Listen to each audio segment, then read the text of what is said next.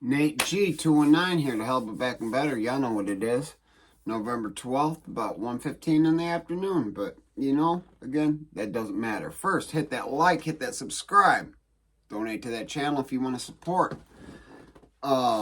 Today, I am going to be reading a letter from Nathan Anderson.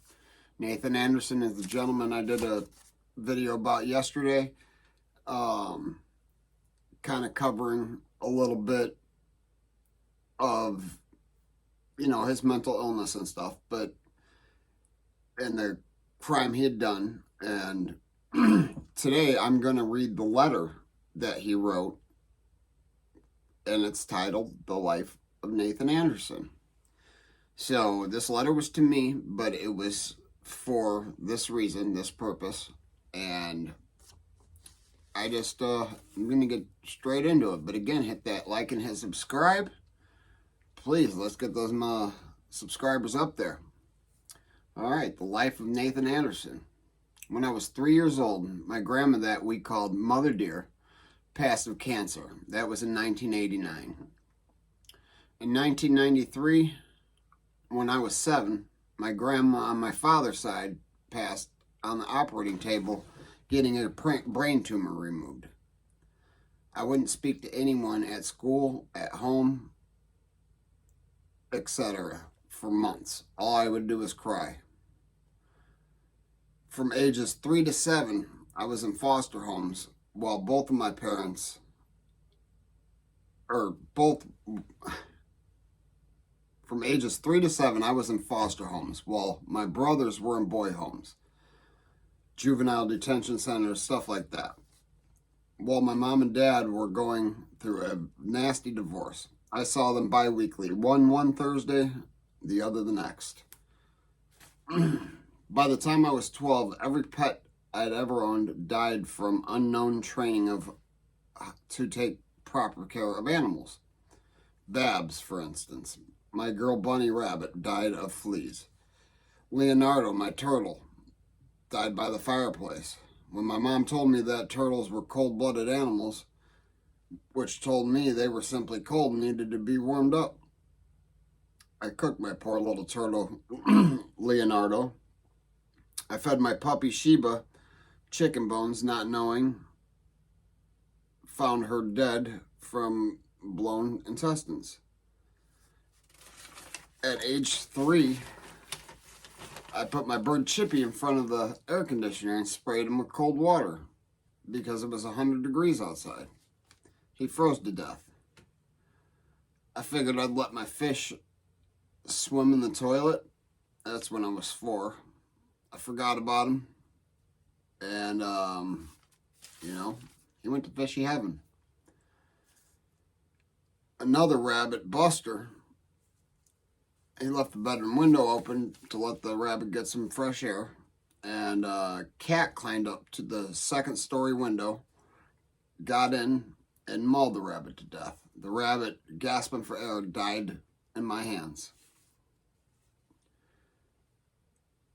So I gave up on pets. Then I grew older and got my confidence back, and I got another cat. I had to leave town.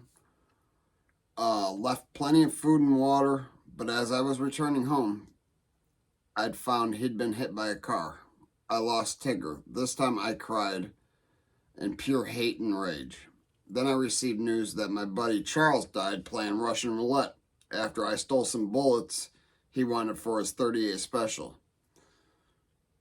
I lost it mentally and started dissecting lizards, shooting birds and squirrels so I can get through and not be so hurt. So sometimes people, when you're hurt, you want to cause hurt to others or other things to make yourself feel a little better. It's not the answer, but when you have mental illnesses, it's the only logical answer.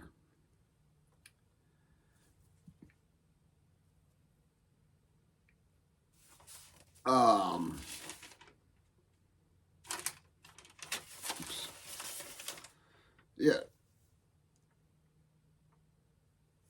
to not be so hurt when friends, family, or pets die. At age 7, I was taken to Sabine Valley Mental Health Center for counseling with psychologists, a psychiatrist, and was found to have mental issues. By age 18, I tried to commit suicide 3 times. And, I tried to commit suicide 3 times and went to a mental hospital. By then, my stepsister died in a tragic, horrific car accident. She flew out of the window and landed on her head, killing her instantly. I was 16 then. Later that year, my mother died from ovarian cancer, from HRT drug, hormone replacement therapy, for post menopause, is what he says. And the medicines were called Prempro and Premarin. At age 12, my grandfather died. Then at 13, my dad's father, my other grandfather, died of cancer. Now my dad, an ordained minister, has cancer too. Out of 6 uncles, I have 1 left. All died from either heart attacks or cancer, but 1 from diabetes. At 21 years old, my wife, by common law marriage, had beaten me so bad that I had a nervous breakdown. Before Mom died, she told me never put your hands on a woman. So I let her beat me senseless, and hit me, cut me, in front of my friends, my family, and people I love. Then I had another mental breakdown and was admitted non-voluntarily to ETMC Medical Center, East Texas Mental Health Center, Behavioral Core, where I began to hear the voices I heard at age 7, but worse. By the age of 21, I had 123 deaths of close loved ones, friends, and family members. 1 year, in 2007, I was raped while I was homeless on the streets, and that was in Memphis, Tennessee, in Fraser, the town of Fraser, north side of town. Then I made my way up north to Indianapolis and was trying to help my sister, my 5-year-old nephew and 9-month-old niece in the house, and trying to keep her from being evicted. One morning at about 3 a.m., I walked out of the house. Everyone's sleeping still. Left the door wide open. Then I woke up having sex with a corpse that had been stabbed brutally. Waking up having sex with a corpse that had been stabbed brutally. So, I can't remember everything, but I do remember flashes of being in and out of reality. I came to again at Pepsi Coliseum, running from the security. Well, trapped inside the big tall gates. That's the last thing he remembers there. Then he woke up with no dreads and a blood stain on my pants, wondering what kind of wacky ass dream I had just had. 2 years later, I was arrested for murder, burglary, and abuse of a corpse. I was real, and I told detectives all I knew so that nobody else would be blamed for something I had possibly done. I was sent to the mental health hospital over on this case, where I was diagnosed by 3 doctors with ADHD, bipolar, anxiety disorder, schizoaffective, paranoid schizophrenic with visual and audio hallucinations, multiple personality disorder, anxiety and depression, as well as impulsive and control disorder. I was on disability while I was on the streets in 2008 until I was arrested. My family had a medical. My family has a history of mental health, even having brothers and a father who have served time or are serving time for crimes of the same nature. My grandpa, mom, and dad, and 6 of my siblings all suffer from severe mental illnesses that are hereditary. Most of us have been admitted into a mental health clinic on several occasions.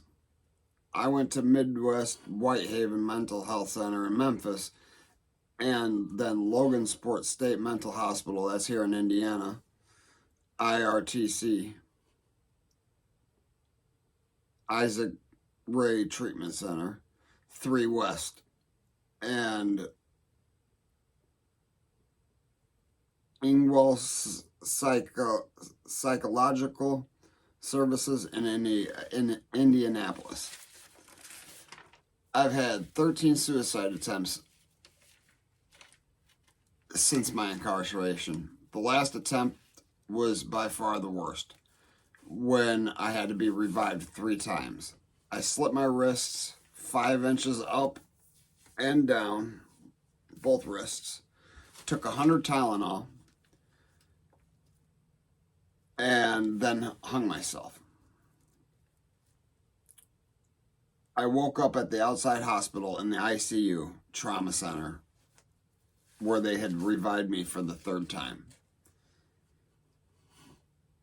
I was abused physically, sexually, mentally, and emotionally as a child. One day at 3 a.m., I snapped out of the blue, and here I am. Meaning, here he is sitting in prison. I've spent 11 out of the 14 years, 8 months incarcerated in segregation or solitary confinement, with no mattress at some points, no shower shoes to prevent athletes' feet, plus you don't want to step on what's in that shower. Feet might get pregnant, if you know what I'm saying.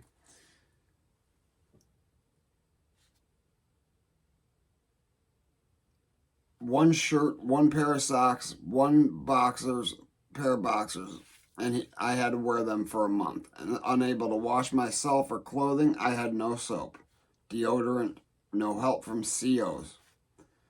I was in the last cell on a 10-person cell range. That means 10 cells, he's the very last one. So a guard has to take a few extra steps to walk all the way to that cell. And when you're torturing somebody, you're not checking on them because you don't care. The COs would check on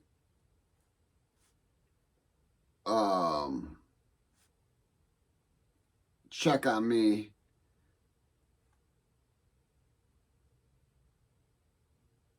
Oh, no, sorry. The COs wouldn't check on me very often.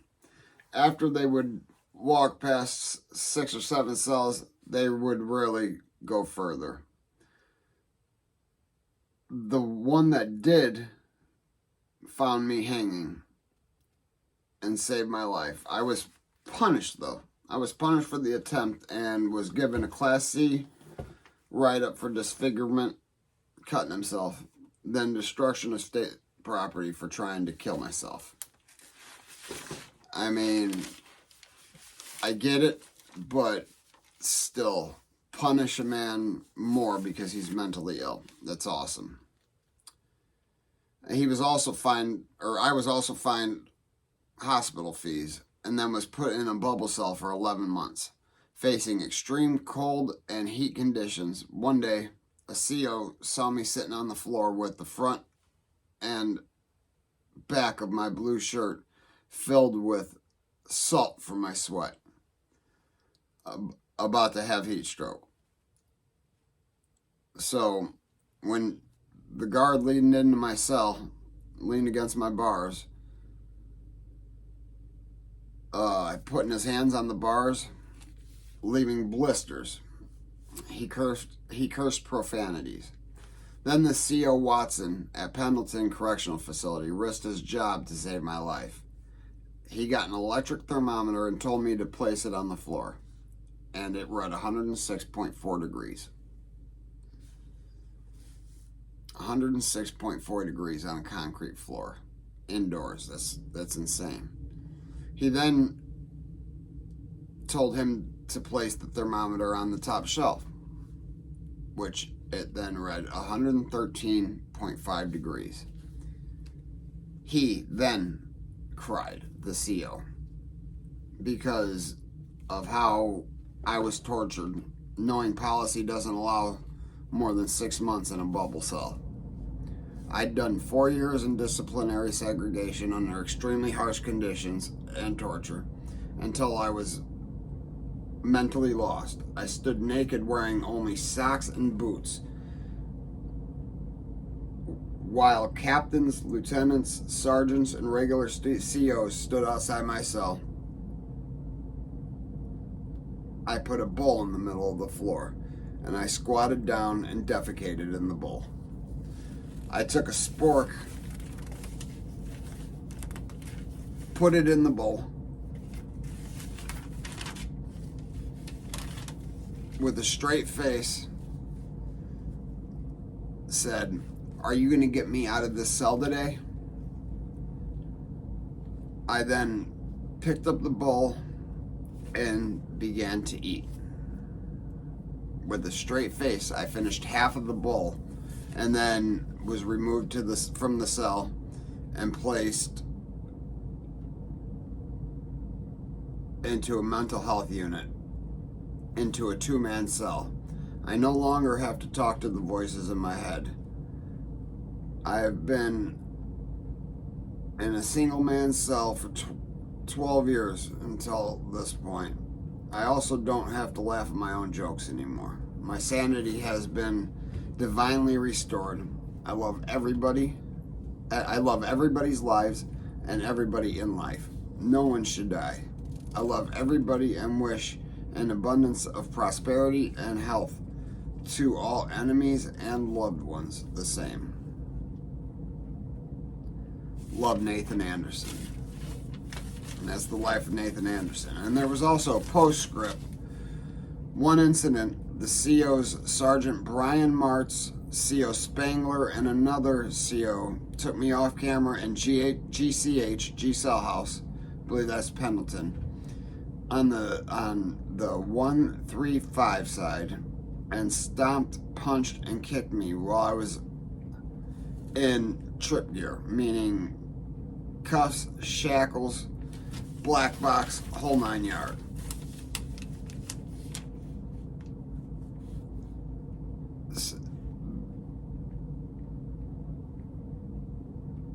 CO Lungsford took me to the medical because my head hurt. They ended up taking pictures and treating me for a broken collarbone. 27 COs have been fired for beating inmates and throwing inmates down flights of stairs throughout the last few years.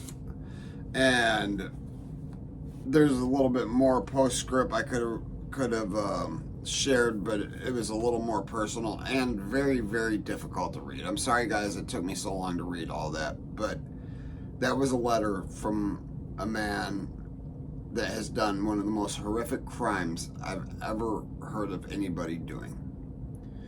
To dismember a body and then have intercourse with that body is insane.